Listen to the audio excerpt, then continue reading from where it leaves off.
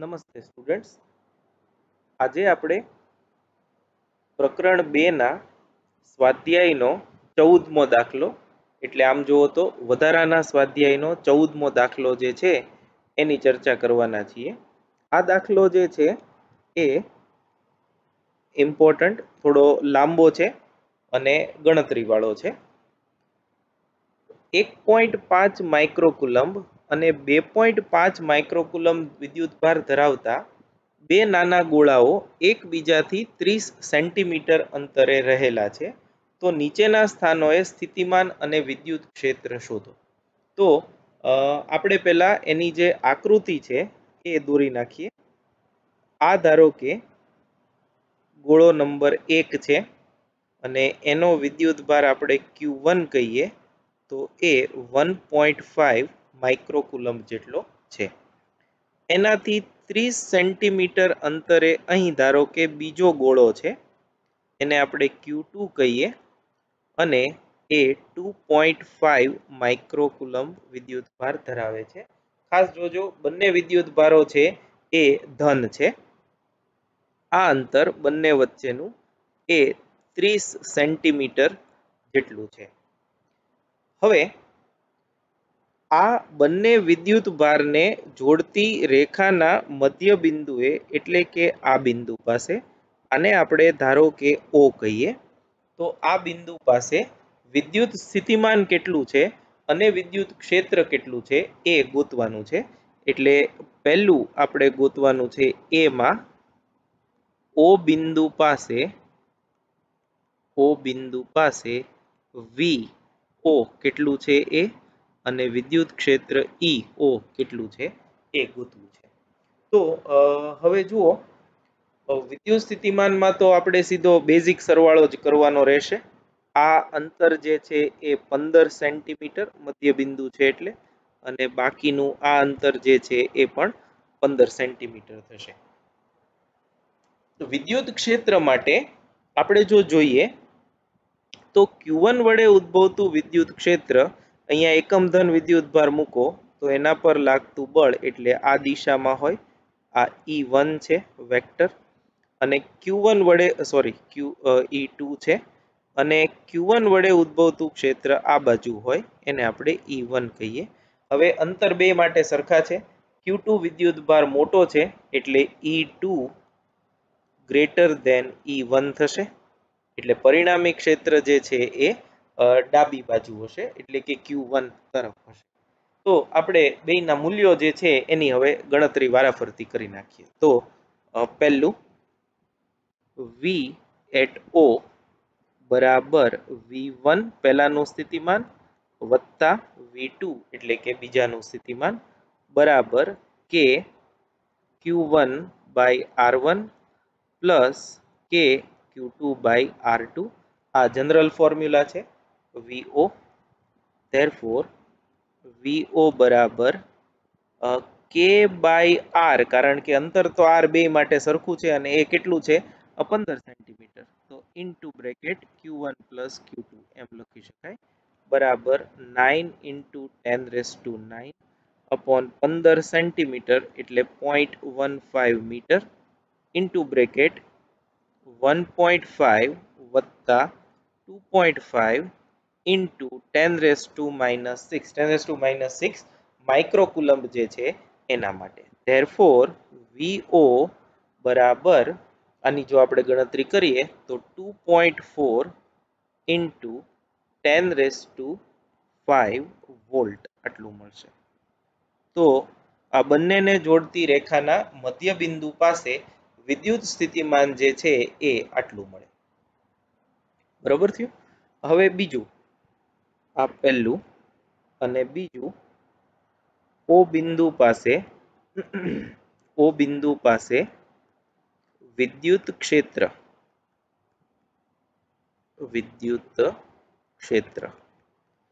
E at O બરાબર, હવે અહીં તમે જુઓ છો કે બંને વિદ્યુત ક્ષેત્રની બાદબાકી જેટલું છે, તો એ થશે K Q1 by R1 minus K Q2 by R2 square આવશે, અહીંયા R1 સ્ક્વેર R2 સ્ક્વેર બરાબર K Q1 by R square minus K Q2 by R square, કારણ કે R1 R2 બે સમાન છે, બરાબર K by R square into bracket Q1 minus Q2 અથવા તો Q2 માઇનસ Q1.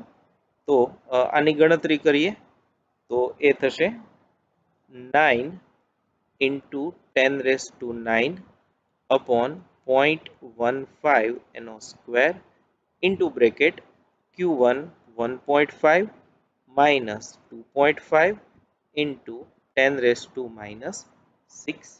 તો આ થશે માઇનસ ગણતરી કરીએ તો 4 into 10 raised to 5 વોલ્ટ પર મીટર. અને આ ક્ષેત્રની દિશા ઋણ છે એટલે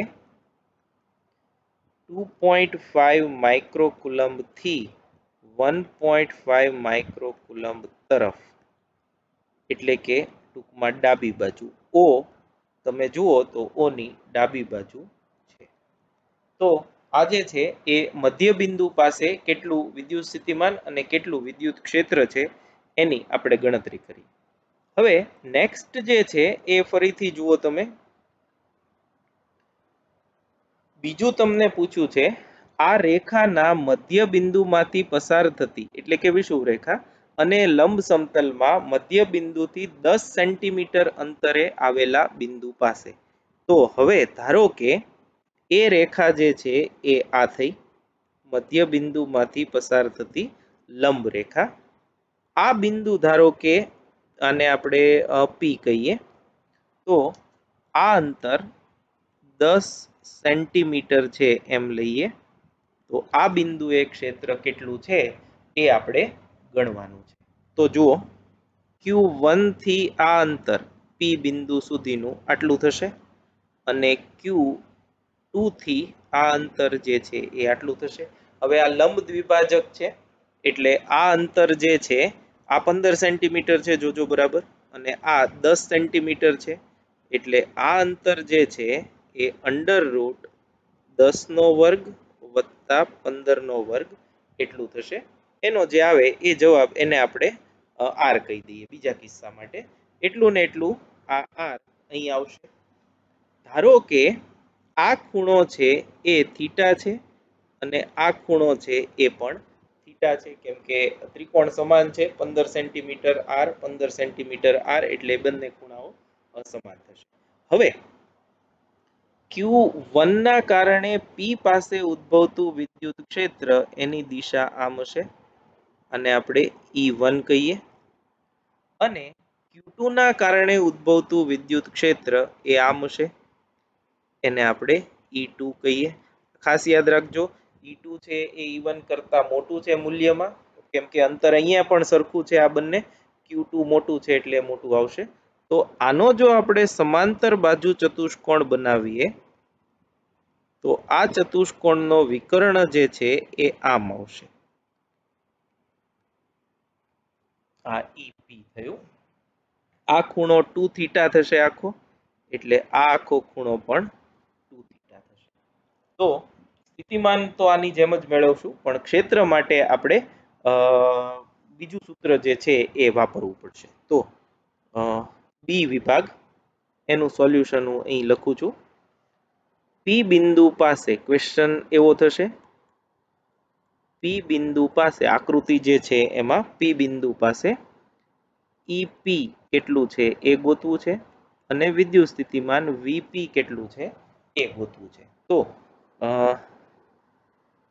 V at P બરાબર આની જેમ જ V1 પ્લસ V2 બરાબર K Q1 બાય R વત્તા K Q2 બાય R. હવે હું સીધું લખું છું, આ K by R into Q1 plus Q2 બરાબર 9 ઇન્ટુ 10 રેસ ટુ 9. ફેર અહીંયા પડશે. R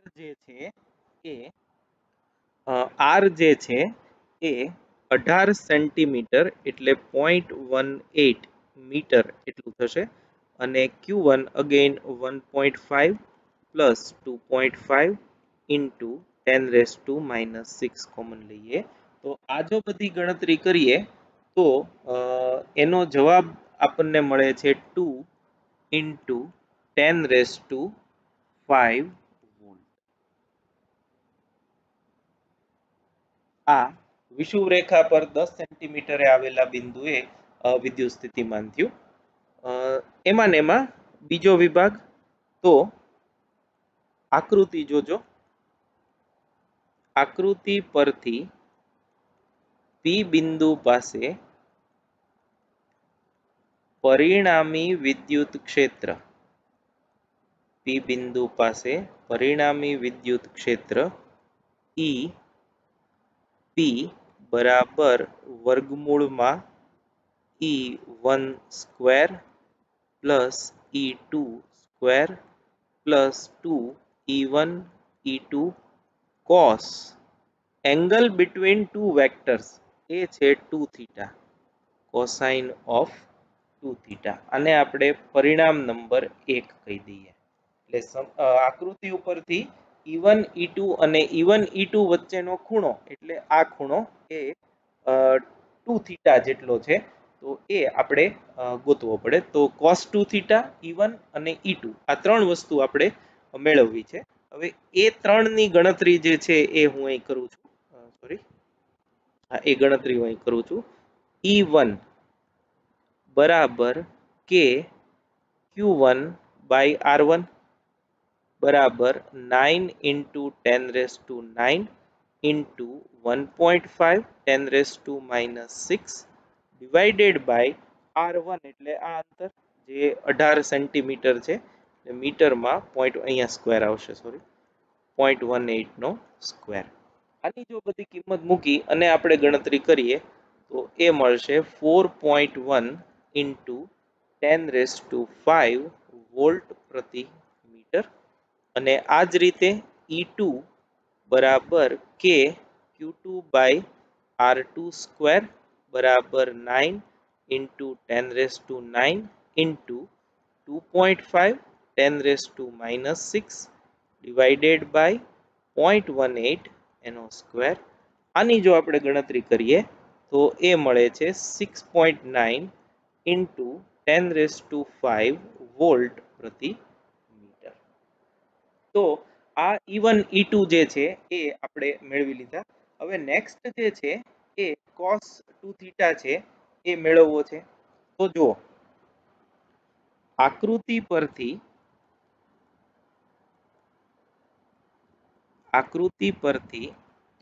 આ જે થીટા છે આ થીટાનો કોસાઇન લઈએ. cos થીટા બરાબર પાસેની બાજુ એટલે આ એટલે 10 સેન્ટીમીટર છેદમાં કર્ણ જે છે એ આ થશે છેદમાં 18 એટલે એ આપણને મળ્યું 5/9 5/9 એ cos થીટા જે છે એ મળ્યું. હવે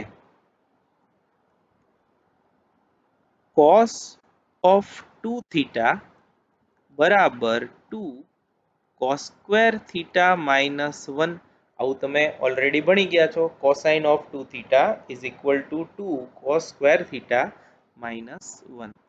2 cos સ્ક્વેર આપણે મેળવી લીધું છે 5/9 નો સ્ક્વેર minus 1. તો therefore cosine of 2 થીટા એની કિંમત જે છે એ આપણને મળશે -0. ગણતરી તમે કરી નાખજો 3827.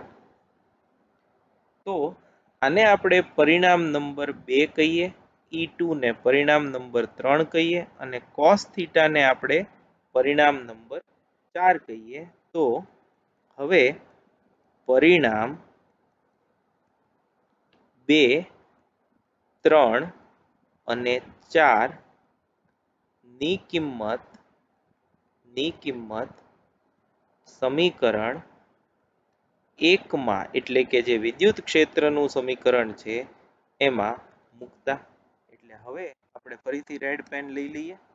તો આમાં બધી કિંમતો જો આપણે મૂકી દઈએ સમીકરણ 1 માં તો EP બરાબર વર્ગમૂળમાં E1 એટલે 4.1 into 10 raised to 5 એનો square plus E2 6.9 into 10 raised to 5 એનો square plus 2 4.1 into 10 raised to 5 into 6.9 into 10 raised to 5 into minus 0.3827 આમ થશે અને આની જો આપણે બધી ગણતરી કરીએ તો એનો જવાબ આવે છે 6.65 into 10 raised to 5 વોલ્ટ પ્રતિ મીટર અથવા તો ન્યૂટન પ્રતિ કુલમ.